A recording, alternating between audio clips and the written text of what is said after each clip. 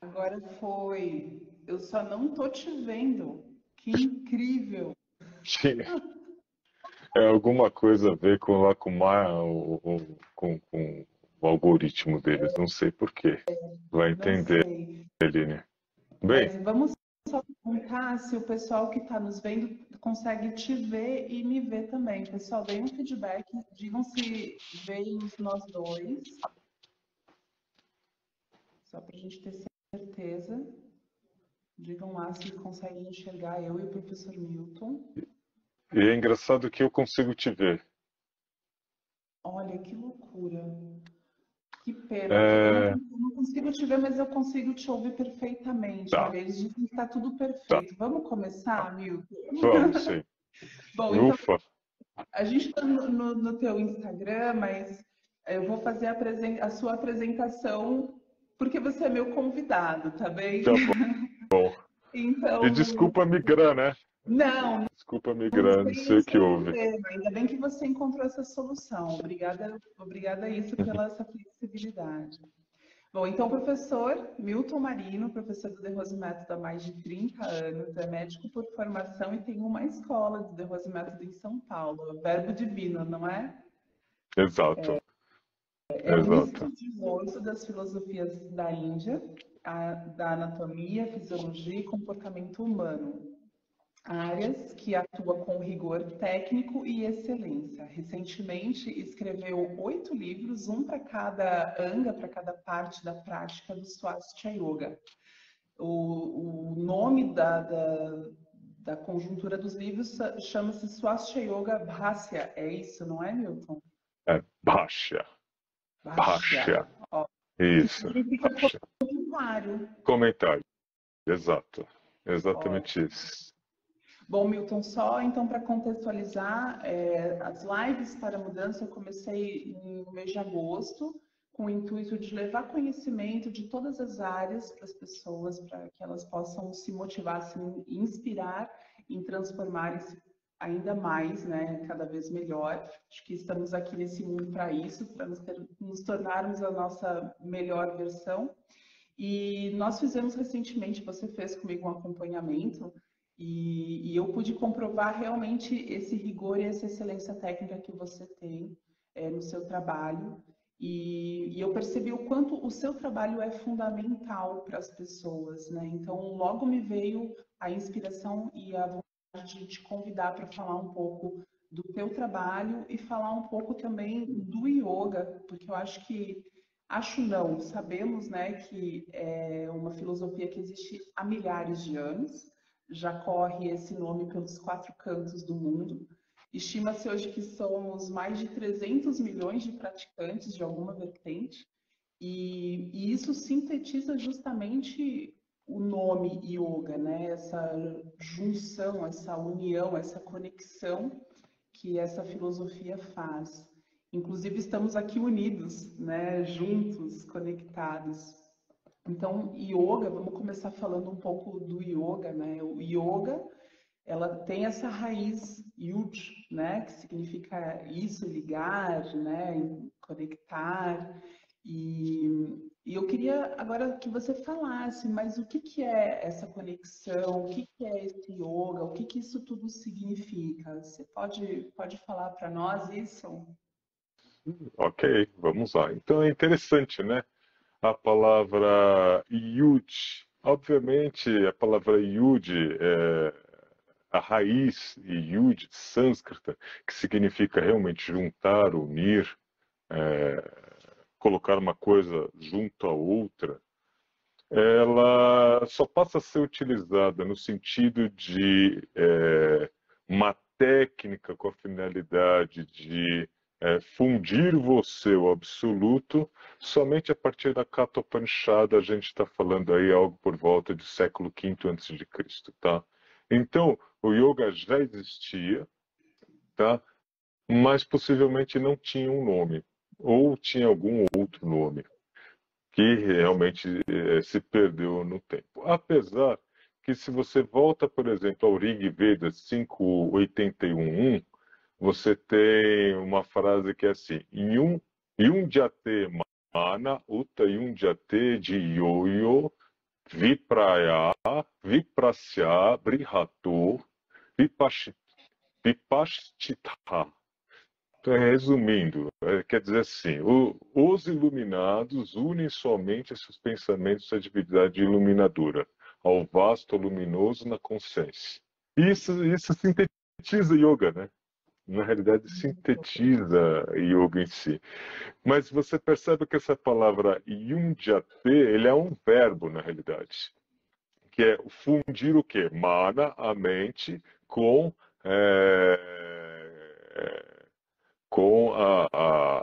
aquilo que reluz, né? Aquilo que brilha. Como? Através de um negócio chamado dhi, ou dhiyo, tá certo? Através de um processo chamado dhi. Então, já de cara, você percebe que é mais ou menos o que acontece com a fotocópia. Ninguém entende, pensa em fotocópia. Sempre a gente pensa em xerox. Tá certo? Que é justamente a marca que gerou, né, a patente aí que abraçou a patente da fotocópia, registrou e passou a utilizar. A mesma coisa assim. Então, inicialmente, yunjate era um verbo que significa unir, unir, unir. A técnica, o estado é chamado de dhi. E, com o tempo, a técnica responsável por se gerar esse verbo, o verbo se substantivou e se tornou yoga. Mas aí você tem uma diferença de tempo aí. Rig Veda, a gente está falando de 1800, 2000 a.C., mais ou menos isso.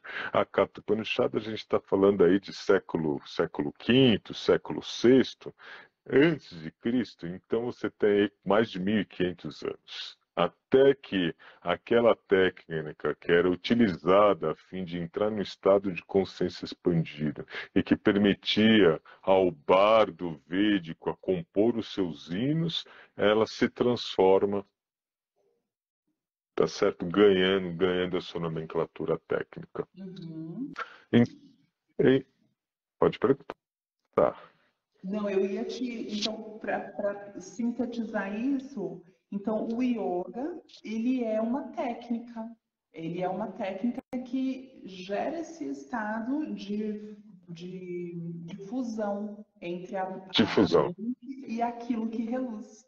E aquilo que reluz. Segundo esse hino do Rig Veda, seria isso. E aqui, esse hino do Rig Veda, outra coisa muito interessante que ele coloca é justamente que, isso na segunda frase, né? Que é Vihotra Dade, Vihotra Dade, Vayuna Videka Imahi, Devasya Savitur Parishitutihi. Então, seria assim, o único conhecedor de todas as manifestações de conhecimento, só ele ordena as coisas do sacrifício. Grande é o louvor de Savitri, a divindade criadora. Então, esse ser iluminador, que é o Sol Savitri, então Savitri é outro nome do Deus Sol, da divindade védica Sol. E esse Savitri, você se funde. Por quê? Quando você entrava nesse estado de consciência, o que se percebia? Se percebia que, além da personalidade, além dos sentidos, existia uma luz, que é justamente a luz da consciência, a luz do conhecimento. Então, o yoga seria a ferramenta com a qual você traria isso. Então você percebe nitidamente que você tem um fluxo de desenvolvimento, né? Você tem inicialmente uma determinada técnica, possivelmente essa técnica ela nasceu de uma estrutura xamânica, tá certo? Mais antiga, que depois veio se diferenciando do xamanismo propriamente dito, tá? E nessa técnica xamânica anterior, possivelmente havia a utilização de substâncias alucinógenas, Claro. tá? Que por um exemplo disso seria o soma, tá? O Que que? Desculpa, repete, Milton. O quê? soma, o soma, Soma. exato. O soma é uma bebida que era produzida nesse período védico justamente para desse estado expandido de consciência. Tá? Ok. Que possivelmente vem dos estados de sono, porque o estado de sono sem sonhos e depois de sono com sonhos, todos eles eram vistos no período paleolítico e no início do neolítico como uma forma através da qual nós podíamos entrar em contato com os nossos ancestrais e com o mundo dos deuses. Então, gerou-se um conjunto de técnicas e de ferramentas, entre eles substâncias, a fim de gerar estados de consciência similares. Então, o conjunto de técnicas, seja ela de respiração, ou corporal, ou de concentração, ou sonora, que se elabora posterior, ela é um refinamento, como posso dizer, uma tomada de autonomia, porque você passa a produzir esses estados a partir de um conjunto ferramental que independe do uso de substâncias. É incrível mesmo isso. E isso tudo numa era em que era tudo muito natural, agrícola, Sim, né? Tudo muito empírico, né, Milton? empírico. Eles testavam as coisas, eles não Sim, sabiam, quer dizer, talvez até intuíssem, né? Para chegar nesse caminho, deviam intuir, sentir alguma coisa, né? Então é algo sim, muito sensitivo, sim. vamos dizer assim. Bem, gut feeling, sim, do intestino, né? Gut feeling. Então é aquela percepção, aquele sentimento. Mas você percebe que existe um fio condutor, né? E que mesmo assim, você percebe que desde a vivência dessas técnicas no período védico, indo para trás, entrando no Vale do Indo, que já é neolítico, e, e indo para o paleolítico, você tem as técnicas xamânicas que se transformam, aos poucos são associadas técnicas, são associadas substâncias, e quando entra já dentro do período védico, você já tem um ferramental já estruturado que já não é só o ferramental xamânico. Uhum. E é muito interessante esse vínculo, porque se você pega as divindades védicas, quais são as divindades? É o sol, é a lua, é o vento, é o fogo, que são todos os elementos materiais, o que corrobora justamente esse aspecto xamânico desse período, e essa transição do xamanismo para uma nova visão, né? Uma nova maneira de enxergar o mundo. A partir daí, a coisa ela começa a se desenvolver, até que finalmente, quando entra na Katha Upanishada, pela primeira vez, você tem a técnica em si recebendo um substantivo, que é o nome yoga, com a finalidade de dizer que esta técnica é aquilo que une. Tá? Daí você formou. Então aqui tem uma pergunta, né? Então Shiva, nisso trouxe as técnicas corporais? Tá? Quando você fala Shiva, você pode entender Shiva de diversas maneiras, né? Você pode entender Shiva como realmente aquela divindade do panteão hindu, tá certo? Que possivelmente é uma divindade, segundo o Campbell, é uma das divindades mais antigas do mundo, e a Landa Nielu também, ele tem esse conceito, tá? Que Shiva possivelmente é uma divindade que provém do período paleolítico, talvez. e se alastrou por praticamente todas as religiões em si. Você consegue perceber esses aspectos, né? Esse aspecto, que é o aspecto da essência shivaísta, se é que eu posso dizer dessa forma. Então, você pode entender Shiva como aquele conjunto de pessoas que ao longo de milênios trabalharam a fim de que essa técnica chegasse até nós. Você pode entender Shiva simplesmente como a consciência que anima todo o universo. Então, você pode entender Shiva de diversas maneiras, né? De Exatamente. diversas maneiras. Se você pensa que Shiva trouxe as técnicas corporais, isso é um conceito que já vai aparecer só a partir do ano 1000, tá? Sendo que uma das primeiras vezes que isso é dito, que a datação dos textos hindus ela é complicada. Mas se a gente levar em conta, pensar que a Thyana Bindu Upanishad foi composta entre 700 a 1000 depois de Cristo, a primeira vez que aparece a frase que existem tantos asanas quanto seres vivos sobre a Terra, e Shiva conhece todos eles. Desses os principais são. Ele fala, tá. É na Thyana Bindu Upanishad. É a primeira vez que isso aparece. Tá? Então você já.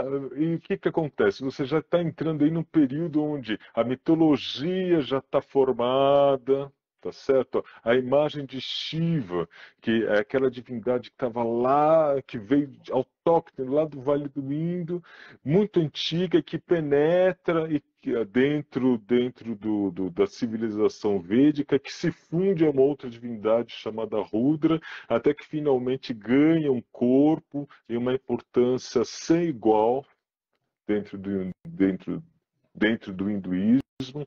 E esse texto, Thyana Bindu Upanishad, refere que Shiva conhece todas as posições. Mas é importante você ter consciência de que, conforme você vai andando para trás, você não tem descrição de asanas. Ele é Tá?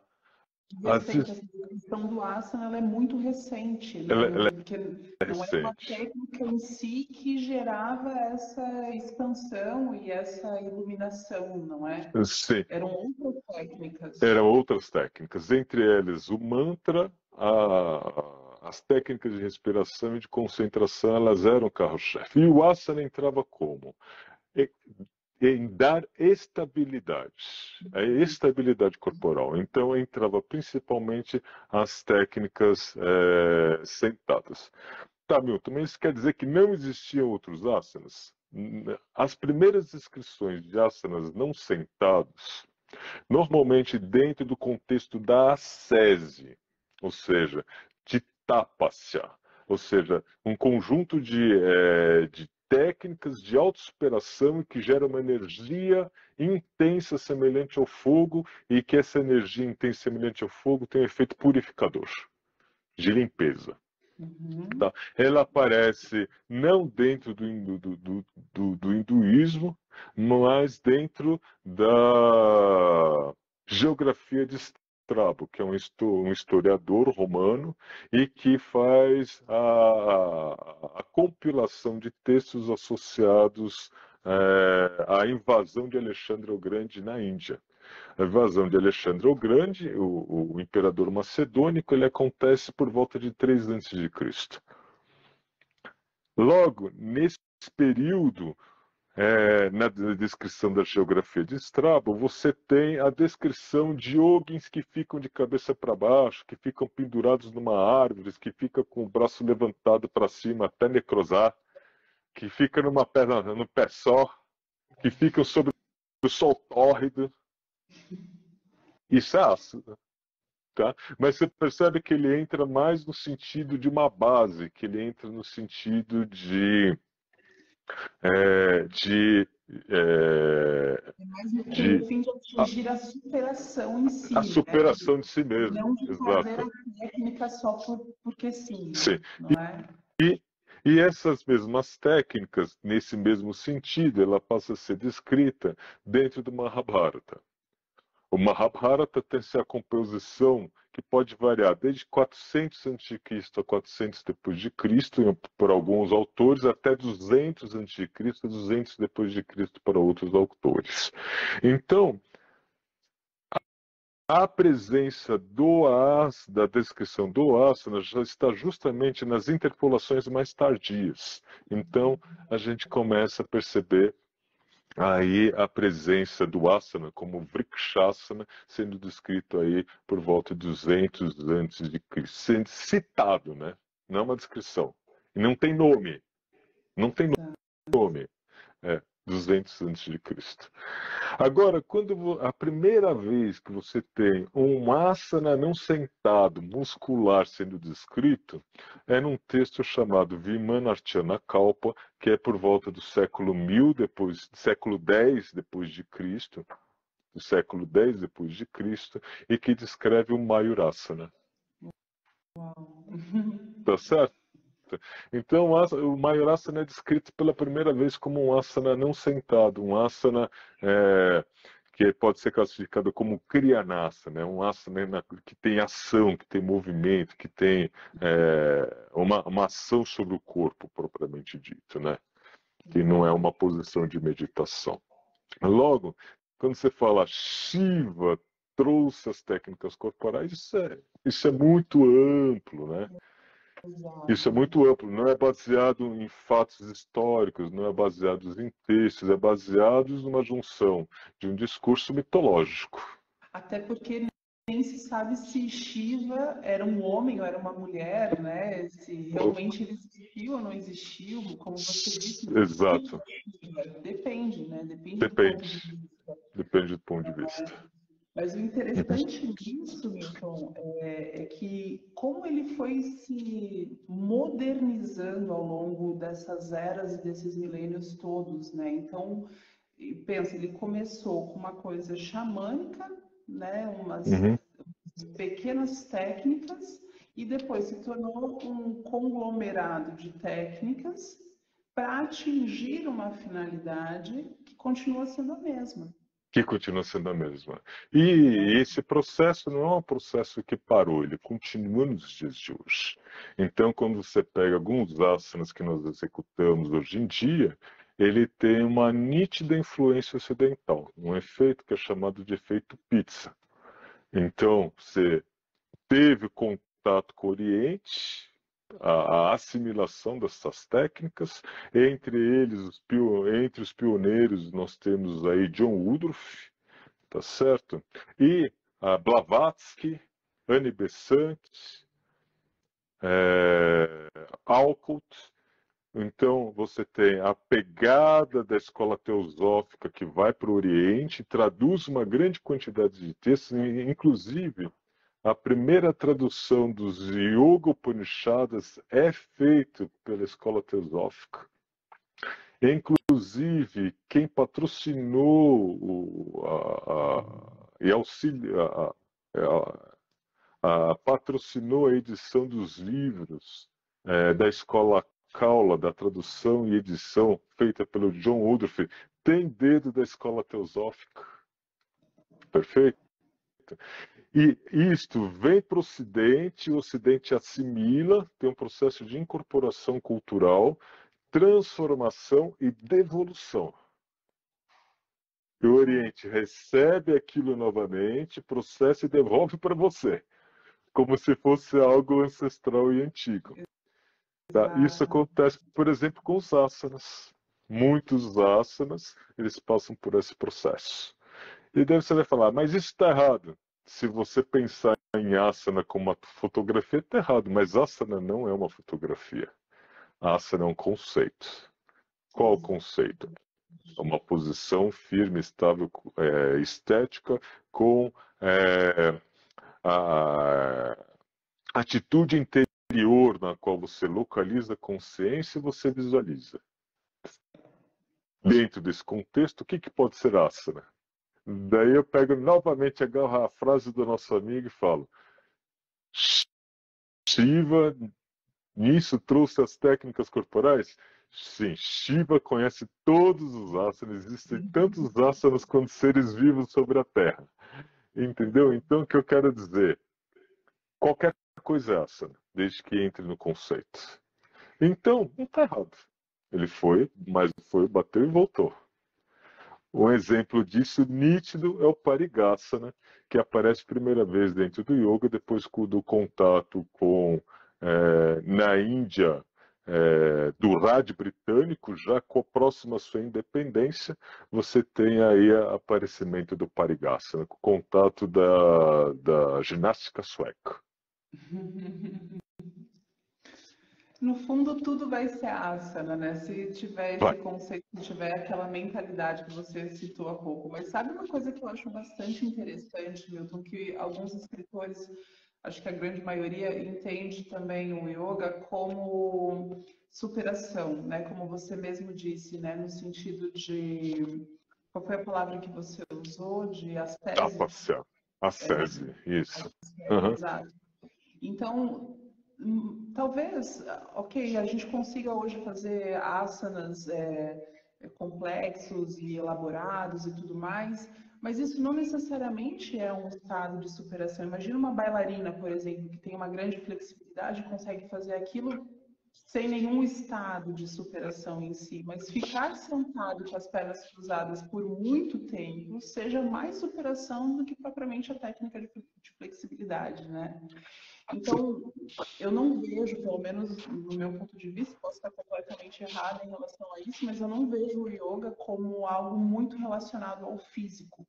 Eu acho que essa ascese, essa superação, ela vem muito mais de nuances sutis e etéreas e invisíveis do que propriamente aquilo que a gente vê os praticantes fazendo, né? Não sei qual que é a sua opinião sobre isso, como é que você vê essa questão da superação, como que ela se dá, como que ela se desenvolve.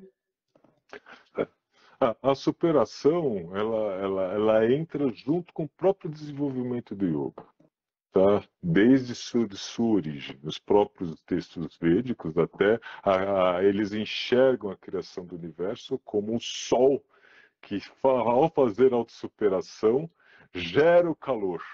E esse calor traz a vida. Então, seria uma maneira de pensar. Agora, a técnica em si, toda ela é baseada numa única coisa: atenção. Atenção focada.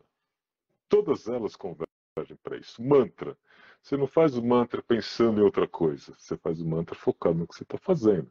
Respiração. Você não faz a respiração somente de uma maneira mecânica. Você faz a respiração focado no ato de respirar. Quando você faz a posição, você faz a posição se concentrando na região que está sendo solicitado, se concentrando no fluxo da energia que está correndo pelo seu corpo, ou se concentrando no centro de força, tá? Mesmo no Kriya, você faz o Nauli Kriya, você pode fazer assistindo o YouTube, mas você pode fazer se concentrando no centro de energia, no fluxo da Kundalini por dentro da coluna. Tá certo? Vai ser diferente, né? Vai ser uma experiência diferente. Então, todas as técnicas convergem para isso. Para quê? Para melhora e treinamento da atenção seletiva, a fim de que você gere um foco tão intenso que você consegue parar ou reduzir ou aniquilar o quê? A tendência da mente de mudar. Porque sempre que a mente ela está mudando, você tem a formação do eu individual. A partir do momento que, que esse fluxo de mudança de pensamentos ele para, a presença do eu individual, do ego, ele desaparece. E o que sobra? É esse sol luminoso, essa explosão de conhecimento, de sabedoria, tá? Que veio a ser chamado de eu, de si mesmo, de Purusha ou de Atma, dependendo aí da vertente filosófica. Perfeito. Hilton, você citou lá um pouco antes Uhum, sobre algumas técnicas, né, desse conglomerado de técnicas que hoje formam o yoga, uhum, mas eu queria que você nos falasse um pouco mais sobre duas em específico. Aliás, vamos uhum. falar sobre três, mas mantra, puja e meditação. Mas eu queria que você falasse um pouquinho mais sobre mantra, sobre a finalidade do mantra, sobre o efeito do mantra e a ligação que ele tem com com o fim, o objetivo do yoga. E depois a gente fala sobre os outros dois. Então, a finalidade do mantra já está seu próprio nome, né?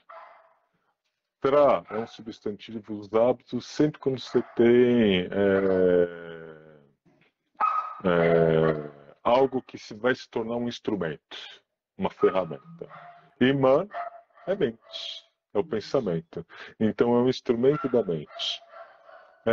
Existe uma frase que é, oh meu Deus, Trayate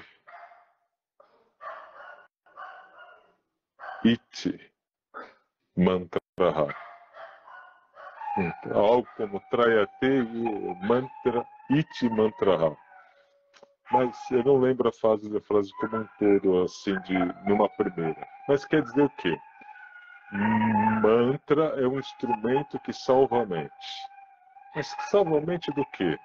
Salva a mente porque a mente, a tendência da mente é se perder em quê? Num fluxo incessante de pensamentos. Então, o mantra é uma ferramenta através da qual a gente consegue fazer com que a mente ela escape dos seus próprios condicionamentos. E ao fazer isso, você possa espelhar ou manifestar-se como si mesmo. Tá vazando muito som por aí? Dos Um cachorrinhos, não? pouquinho, um pouquinho. Um pouquinho, né? Eles, sei lá, estão loucos lá.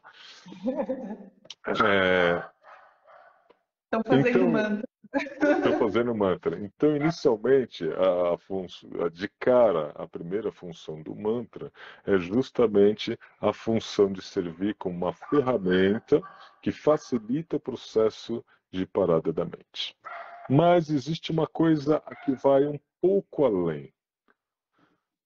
Quando você tem no século V antes de Cristo, é, você surge um conjunto de disciplinas com a finalidade de fazer com que aquela população naquele momento entendesse melhor os Vedas.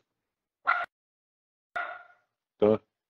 Por quê? Porque os Vedas foram compostos por volta de 2000 a 1500 a.C. O período védico ele está entre 1700 a 1500, tá? 1700 a 500 a.C. Então, quando você chega no século 500, a composição do Vedas ficou tão para trás, se tornou algo tão abstruso que as pessoas já não entendiam mais. Então surgiu uma série de disciplinas chamada Vedangas, não é Vedanta, é Vedanga, com a finalidade de permitir que as pessoas pudessem entender aquilo que foi escrito. E entre essas disciplinas você tinha o estudo da métrica, o estudo da fonética, o estudo da gramática, o estudo do rito, o estudo da astrologia, tá certo? Nesse período, o estudo da métrica, da métrica não, o estudo da pronúncia é chamado Shiksha. Então, se estudou toda a fonética do aparelho, do ato de falar. E se estruturou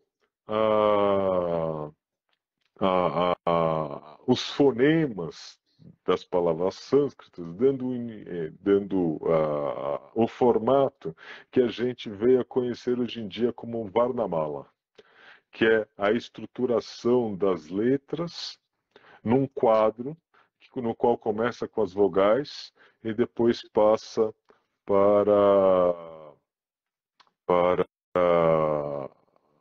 as consoantes, nas consoantes divididas pela região que toca o aparelho fonador. Então é um negócio refinadíssimo. A gente está falando do século V a.C. E que a palavra é o processo através da qual o poder criativo do eu se manifesta no mundo. Portanto, o ato de falar é um processo de recriação daquilo. Existe uma passagem muito interessante que ilustra um pouco isso, que não tem nada a ver com yoga, é um livro chamado Os Contos de Nárnia. Os Contos de Nárnia. Tá?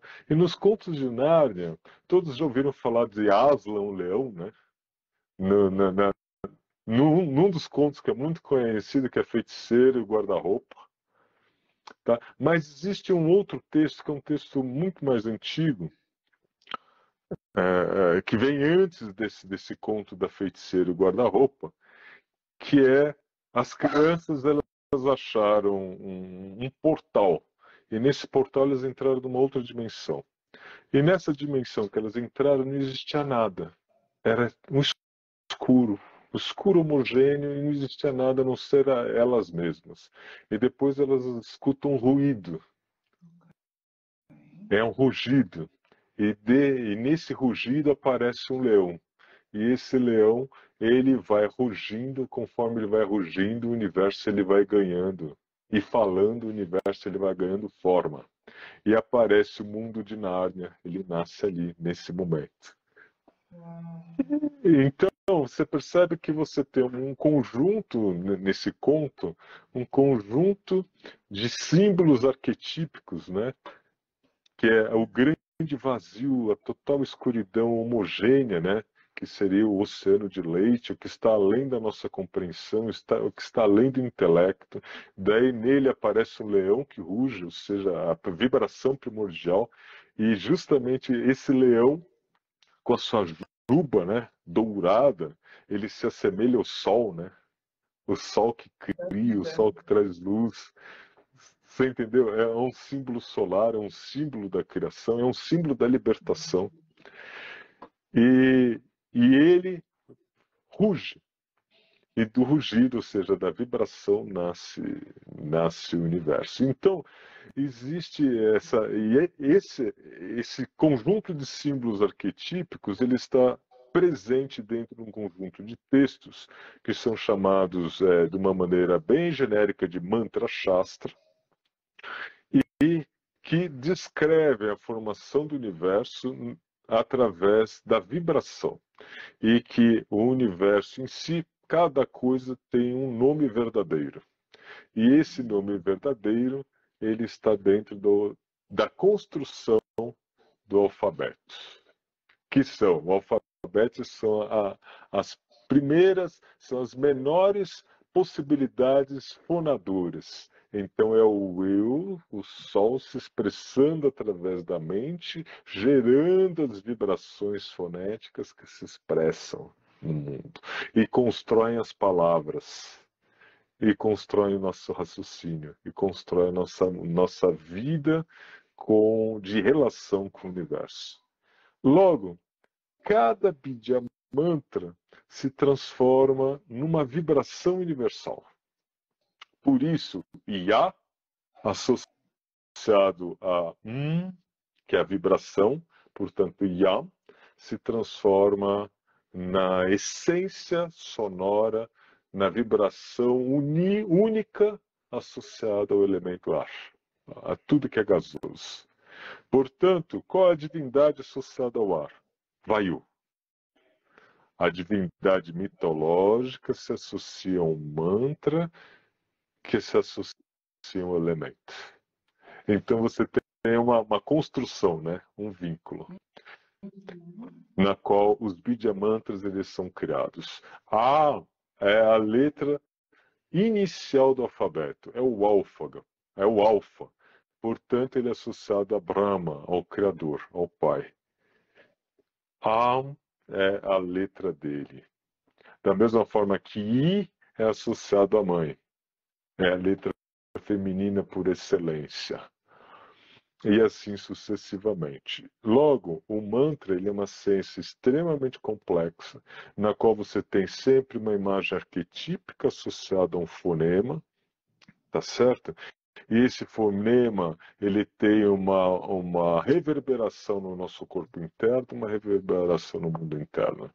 Logo, ao executar o mantra, nós invocamos poderes cósmicos, esses poderes cósmicos que são nada mais que poderes nossos mesmos e que, ao entrar em ação, eles promovem uma modificação no nosso pensamento, na nossa personalidade, na nossa fisiologia e no universo ao nosso redor. Que fantástico. Você falou agora uma coisa, Milton, que me fez lembrar uma frase que é tudo, eu acho que é do Tantra essa frase, tudo o que está aqui está lá, e o que não está aqui não está em lugar nenhum. Eu acho que é alguma coisa do gênero, né? Exato. Então, e a importância, então, de nós trabalharmos isso com o intuito de descobrir o que está realmente dentro de nós, né? Porque, no fundo, essa superação toda, essa transformação toda, isso tudo só cabe a gente, não é?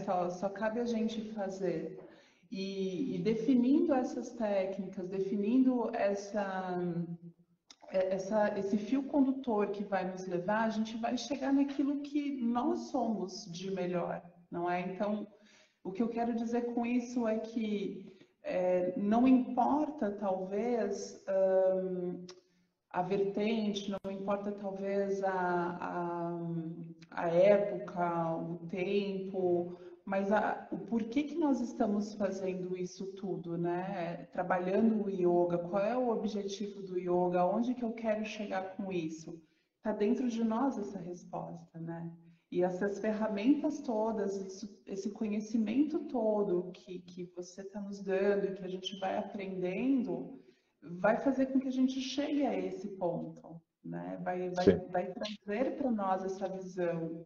E aí eu queria que você falasse um pouco mais, assim, Milton, sobre já falamos um pouco do mantra, e só para a gente também não se estender um pouco mais na Uhum. live, falar também um pouco da importância do puja, né? Você então lançou os seus livros e dois deles, o mantra e o puja, eles já, não sei se todos já estão sendo vendidos, mas eu sei que o mantra e o puja já estão, Não, né? é Mudra Puja. Mudra Puja.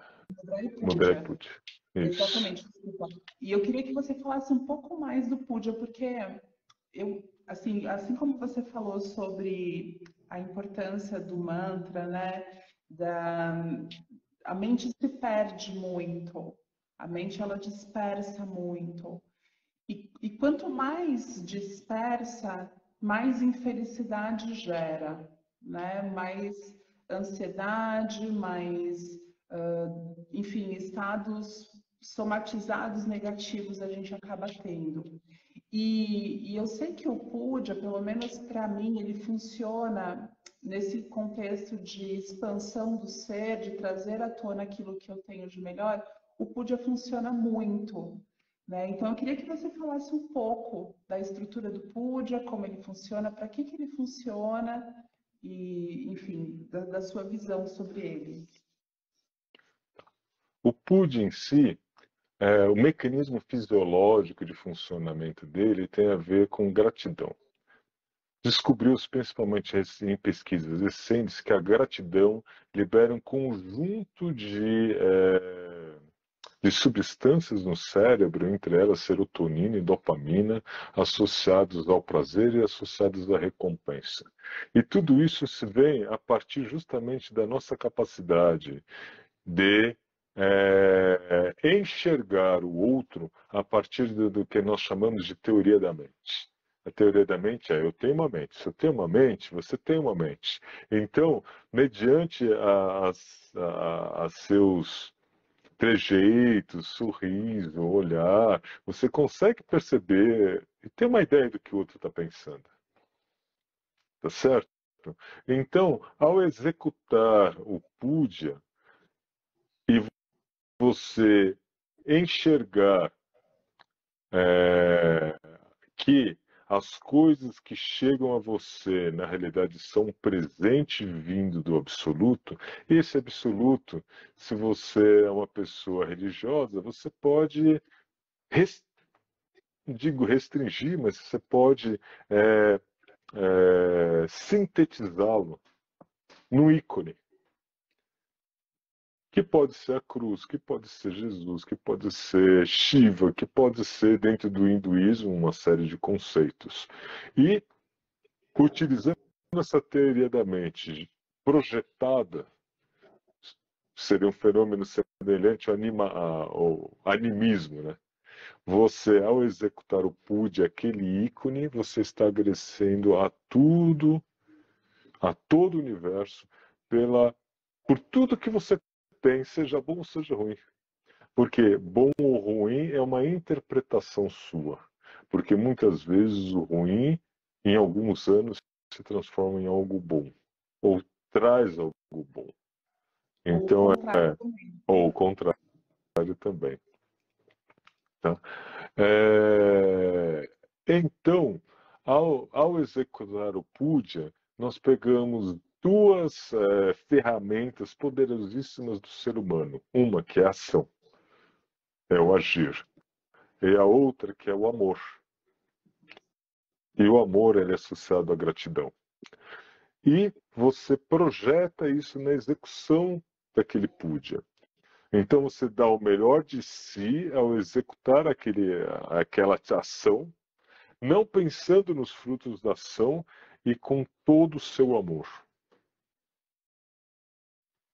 Tá? Então a essência profunda do puja é alicerçada no Karma Yoga e no Bhakti Yoga. Tá? E quando você faz o puja desta forma, imediatamente você libera todas aquelas substâncias associadas à felicidade, ao bem-estar dentro do seu cérebro. E isso faz com que você tenha uma visão mais positiva do mundo, independentemente da situação ao redor. Tá? Porque a felicidade não está naquilo que você tem, não está naquilo com quem você está. A felicidade é um estado de espírito. Tá? É aquele estado de espírito que é aquele sábio que vive na floresta, que não tem absolutamente nada, mas ele está feliz.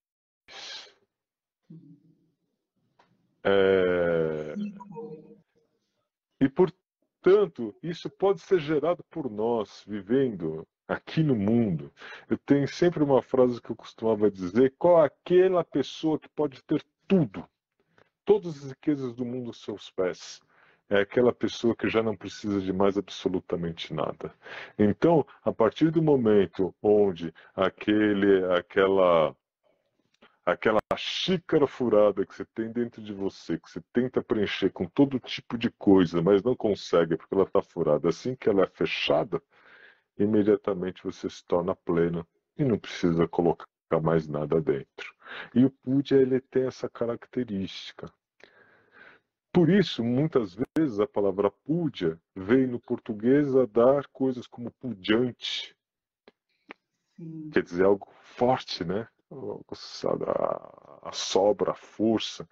Da mesma forma, a raiz da palavra puja, ela não é uma palavra sânscrita, por isso é uma técnica que com certeza vem do Vale do Indo, tá?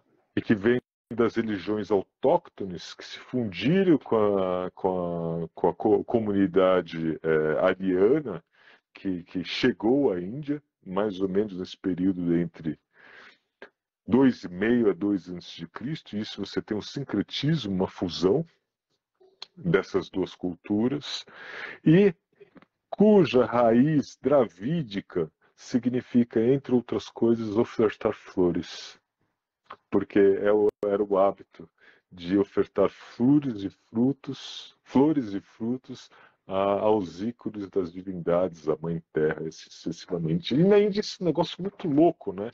Porque de repente você estava subindo uma escadaria, foi em Palitana, estava indo ver um conjunto de templos jainistas. No topo de uma montanha você tem que subir 4.000 degraus para Nossa. chegar lá em cima.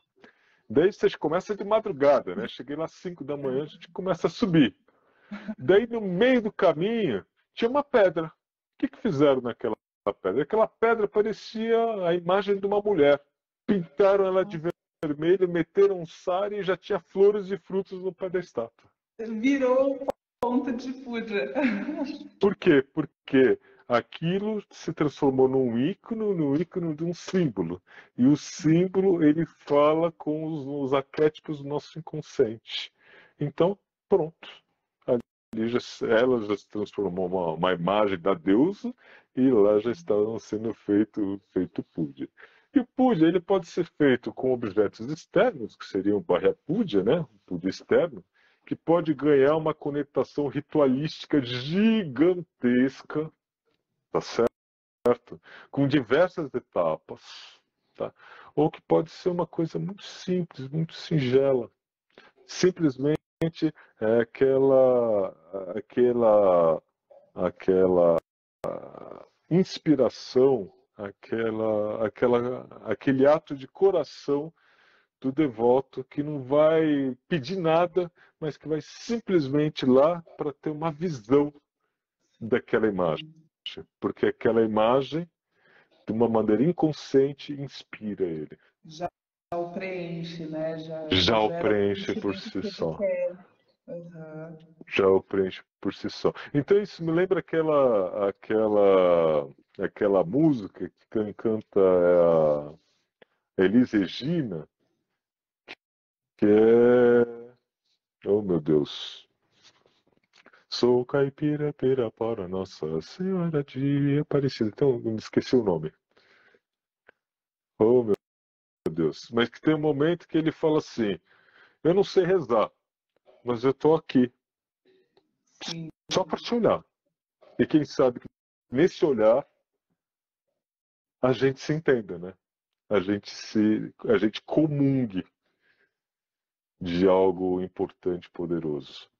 Então é muito interessante que do ponto de vista técnico, o que mais vale no puja é justamente essa auto-entrega que retorna que está associada à sua gratidão e ao seu amor e que retorna para você de uma maneira inconsciente num conjunto de benefícios comportamentais e sociais e de mudança da nossa psique.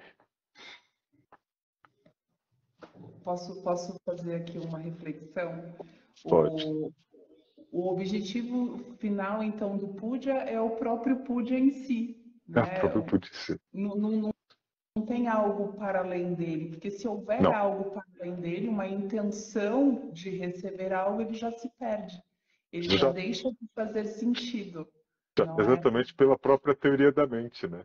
Estou fazendo para. Exato. Ponto, Foi o que acabou. você falou da teoria da mente. Sim, E a importância dele ser tão genuíno a fim de transformar realmente em nós o nosso próprio estado fisiológico, que ele é sim, capaz de transformar, né? sim, exato. E daí ele atingiu o seu objetivo. Daí você sente a mágica. Eu sempre costumo explicar uma experiência que eu tive na Índia, que foi eu, o guia, que é o Radha Krishna, e o motorista, que é o Mugan. E daí a gente tinha visto vários templos, né? Tem templos incríveis. Tem um chamado Birhadeshwara, que você olha assim para cima, assim, ele é grande. É grande. Pega a Catedral da Sé e multiplica por 2. É Grande. imenso. É grande. E é lindo, né? É bonito, tal. Mas- E daí eu fui num templo chamado. é, não é Kondipuri. Kondipuri era outro. Era o. é, Jesus. Já a memória está falhando, né? Vai vir, daqui a pouco aparece o Ele nome, vai né? ver daqui a pouco. Tírio Velvicut. Tírio Velvicut. É um templozinho pequenininho. Eu fui lá porque ele tem uma estátua que foi construída pela C.B. Mahadevi, mais ou menos no século 1000, um dos primeiros Natarajas. E no meu livro de asana eu faço o caminho do Nataraja, né? Como que ele se desenvolveu desde o lingam de Gulyaman até o Nataraja como a gente conhece. Isso foi um processo. Então, no Nataraja eu sigo esse processo. Eu fui bater foto de cada um deles, né? Cada um dos Shivas ao longo do tempo. Então, eu tinha que ir lá. E era um templo pequenininho, assim, do tamanho da minha sala. E estavam pintando, engraçado, estavam pintando de rosa. Eu falei, assim, estão pintando a pedra de rosa, né? Uma coisa assim, fora do comum. Daí eu entrei, estava só eu e o guia, o sacerdote não tinha chegado, o Brahmani não tinha chegado, e daí aquele templo, ele tem uma coisa especial, que é o lugar onde Shiva e Parvati casaram na mitologia. Tem um templo desse tamanhozinho, onde foi a festa de casamento deles ali. E daí eu entrei e o guia falou: aqui as pessoas vêm para quando estão com problema de casamento, para pedir que as coisas se ajeitem, né? Isso é muito comum, que é chamado de Kamya Puja, ou Puja com intenção. É Sim. menos forte, mas ele pode ser feito. Então é Puja com intenção, Kamya Puja. E daí eu cheguei lá, e daí o guia falou: faz seu puja, faz seu pedido, né? E daí eu cheguei e falei assim: é um templo de Shiva, tinha um linga, né? Eu falei: Shiva, eu estou aqui para agradecer, porque eu sou uma pessoa muito feliz.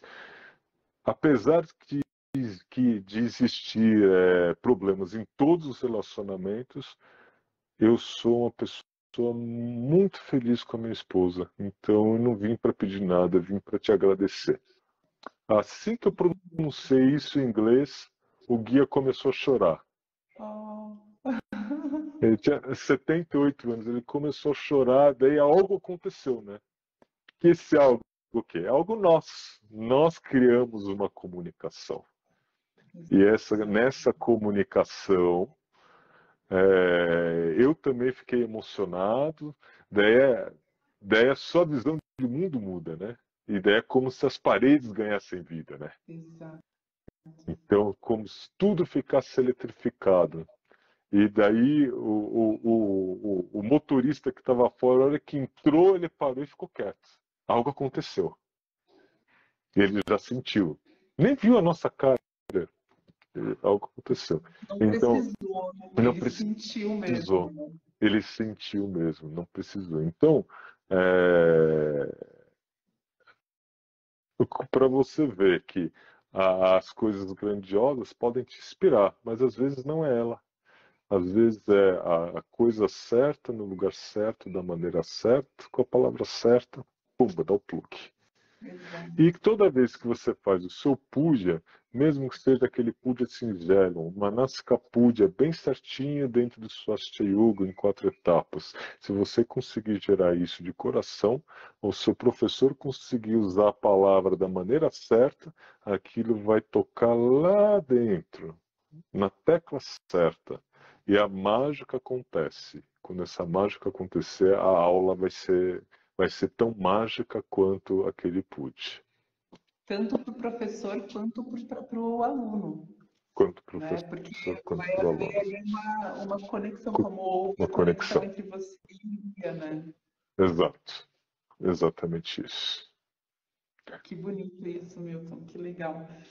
Sabe o que mais que eu queria que você falasse para a gente concluir essa live? Uhum. Sobre a importância, e acho que isso é muito nítido, mas muita gente confunde hoje em dia, é a importância da meditação e a diferença dela, de uma forma assim mais simples, sucinta, a diferença da meditação para o relaxamento, porque não sei, com você já não deve acontecer, mas eu ainda dou aulas em muita academia e tal, e as pessoas confundem, é natural que Sim, confunda, né? Aí a gente acaba o relaxamento e a pessoa fala, ah, essa meditação foi ótima. E eu falo, não foi meditação, né? Então, sim. qual que é a importância da meditação e o que a difere realmente do relaxamento? É engraçado que eu entendo a sua colocação e, ao mesmo tempo, eu dou um reply. Diga. Um reply por quê? Porque o Yoga Nidra, como a gente faz hoje em dia, ele é um produto que foi construído a partir de duas coisas. A partir do Shavasana, que é uma técnica, é uma posição de descanso, Uhum. associado ao Nyasa, que é um processo de identificação, associado à própria meditação. Então, o Yoga Nidra, ele seria a parte inicial da meditação. Ok. Por quê? A meditação ela não acontece se você não tiver descontraído o corpo. Certo. Tá? Então, a primeira fase da meditação é o Yoga Nidra. Por isso que dentro do Swastika Yoga, o Yoga Nidra ele vem antes. Sim. Tá? E a estrutura do Yoga Nidra, como a gente executa hoje em dia no período contemporâneo, ela tem a sua primeiro aparecimento em duas coisas. Um foi a presença de um estudo científico que acontece com o yoga chamado, acho que é Randas. Randas, eu acho que é isso. No qual ele fazia o processo meditativo começando com o Yoga Nidra, começando deitado. Então você Uhum. deitava, relaxava, relaxava, relaxava, depois você ia focando, aprofundando em Yoga Nidra, aprofundando, aprofundando, até que no momento, pum, ele virava meditação. E mais do que meditação, ele virava Samadhi. Deitado. Deitado. Partindo do Yoga Nidra. Uhum. Partindo no processo de descontração. Por quê? Porque essas coisas não são separadas. Tá? Essa foi a primeira alusão, tá certo? A Yoga Nidra. A Yoga Nidra. Então você já percebe que no início, a primeira experiência foi em 1950, num livro chamado Neurobiofeedback, de 1950. Foi um dos primeiros estudos que teve sobre Yoga Nidra e meditação. Até aquele momento, até a década de 80, 90, não tinha tido confirmação por pares. Isso só aconteceu depois. E pela publicação do livro do Satyananda. Satyananda, um pouco tempo depois, ele publica um livro chamado Yoga Nidra, na qual ele pega essa fase inicial deitada, associa a localização da consciência em parte do corpo, isso é Nyasa, Uhum. mas a projeção de visualizações de estados mentais. Tá certo? Que pode ter a finalidade de simplesmente relaxamento neuromuscular, de alteração e reconstrução da psique, tá Sim. certo? Ou de projeção da consciência para fora do corpo, ou sonho lúcido. Sim. Uhum. Sonho lúcido. Tá ok? E isto retorna novamente para o Ocidente. Ok? Como algo ancestral. Mas antes disso, você não tem nenhuma descrição do Yoga Nidra sendo executado da maneira que se executa hoje em dia. Tá? Logo, hoje em dia, então, olhando do ponto de vista contemporâneo, hoje em dia, Yoga Nidra é uma ferramenta através da qual nós conseguimos fazer o relaxamento neuromuscular, que nós conseguimos fazer uma reprogramação emocional, modificando estruturas do nosso inconsciente, ou ajeitando estruturas do nosso inconsciente, e que nós conseguimos fazer um simulacro da realidade a partir do sonho lúcido. Vivendo experiências que seriam impossíveis com o corpo físico, que você poderia morrer tendo essas experiências, numa simulacro da realidade, que é o sonho lúcido. Então, isso é Yoga Nidra. Tá?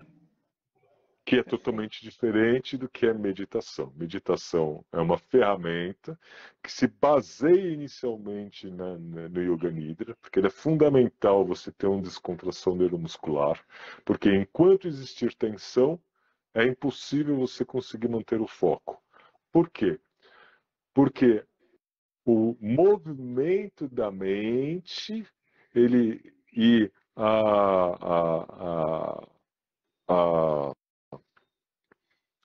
a energia psíquica presa no pensamento, ela está ligada a padrões de contratura muscular existente no seu corpo. Então, se você não consegue soltar uma determinada contratura involuntária, um determinado pensamento, uma determinada atividade mental, ela continua. Por isso, conforme você vai conseguindo soltar imediatamente, a mente ela vai parando. Até que finalmente ela fica clara como se fosse um espelho d'água. Aí você começa o foco. Exato. Aí que você começa o processo de foco. Então, a descontração inicial do Yoga Nidra, ela serve de pano de fundo ou de alicerce para que você consiga realizar a focalização da atenção a partir de um único pensamento, que pode ser um mantra, e se for um mantra, esse mantra ele nasce de algum lugar, ganha corpo e desaparece, até que vem um outro pensamento. E que você percebe que entre um